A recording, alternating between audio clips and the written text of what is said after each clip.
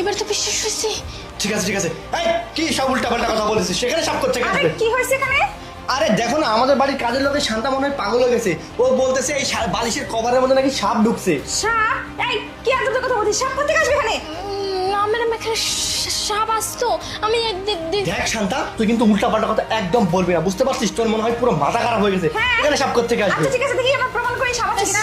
Sir এখানে আপনি হাত দিলে কিন্তু সাপটা আচ্ছা, ঠিক আছে। মারবে স্যার। আমি দেখতেছি। স্যার আপনি কি কামড় মেরে কিন্তু ফেলবে।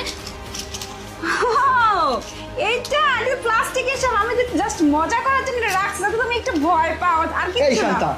ও তো ঠিকই বলছে। দেখ, এটা তো প্লাস্টিকের সাপ। হ্যাঁ। এই যে এখানে চাকা লাগানো, এই যে এখানে চাকা লাগানো, আর তো কোনো কামড়ও দেয় না। এটা তো সম্পূর্ণ প্লাস্টিকের। হ্যাঁ। তুই কি পাগল হয়ে গেছিস নাকি? হ্যাঁ, এই সাপটা এখানে কে রাখছে প্রিয়া? আমি রাখছি, বললাম না মজা করার জন্য রাখছি, তো ও উল্টা পাল্টা বলতেছে। কি হলো, মারলি না? চপ দেয়া তো। তুই এই সাপটা প্লাস্টিকের করে দিয়েছিস। মানে? সাপটাকে তুই এইখানে রেখে সত্যিকারের সাপ বানিয়েছিস, আর সাপটা নিজে ইচ্ছাই তো আসে বালিশের মধ্যে ঢুকছে।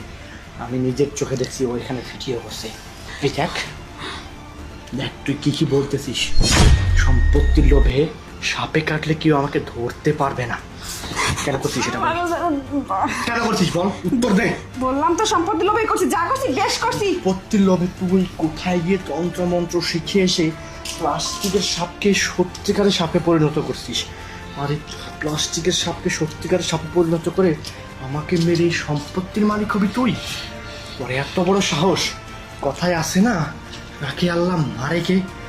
শোন, অন্যের জন্য গর্ত করলে সেই গর্তে নিজেকেই পড়তে হয়, বুঝতে পারছিস? চল। আরে শোনো আমার কথা, তুমি, তোকে আমি ছাড়বো না। তোর মাথায় যে ভূত চাপছে, সেই ভূতের ব্যবস্থায় আগে আমি করি। তোকে আমি ছাড়বো না কিছুতেই না।